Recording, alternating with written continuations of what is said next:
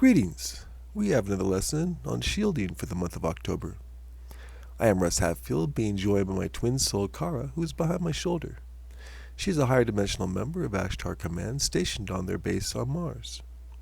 In this lesson, Omal expands on the heaviest levels of shielding such as stack shielding and corrects some misconceptions that came up over the type.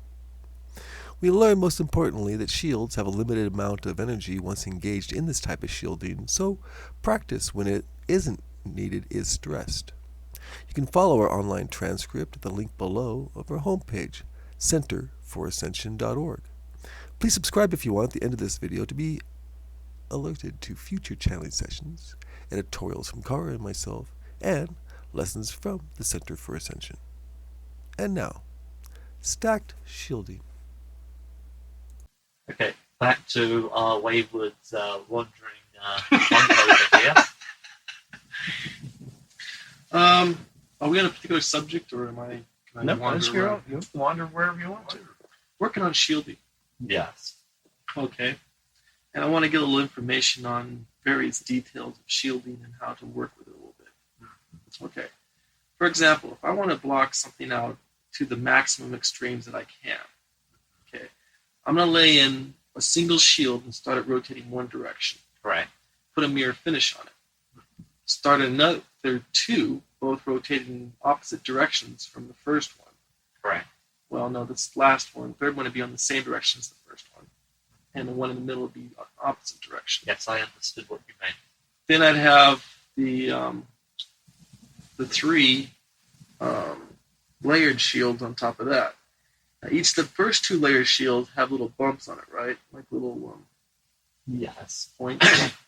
And then the last one would have like a static screen. Yes, which is basically a hissing sound that you project from your mind. Correct. Now, when I'm working with this, the first question I got is, to increase power on the shield, if necessary, do I increase energy output from myself, or do I draw it from around me to strengthen it? You would have to project from outside. You would have to project to it because you create the shields. You have to project to it. You would be able to suck in energy until you were sealed in if you were using dome shields as opposed to spherical shields. Spherical shields protect your feet as well as your head. So therefore, if you are creating shields and you are isolated from the ground totally, how can you therefore suck energy in? If you suck energy in, what is happening?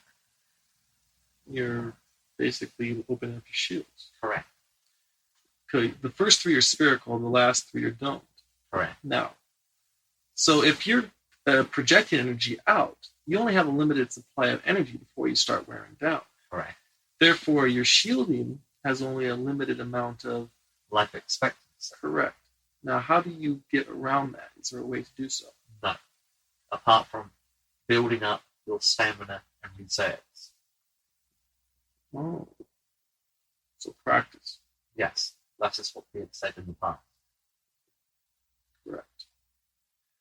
Okay, my next question is concerning bending the dome shield to bring it into a point that you want to conform it to. Mm-hmm. Now, the dome shields normally are solid, but that sometimes is in a functional form.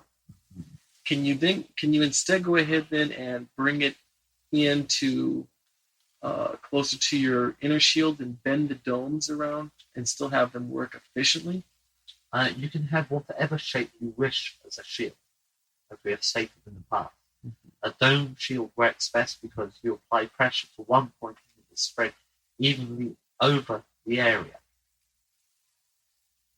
I see. So it's best to keep the dome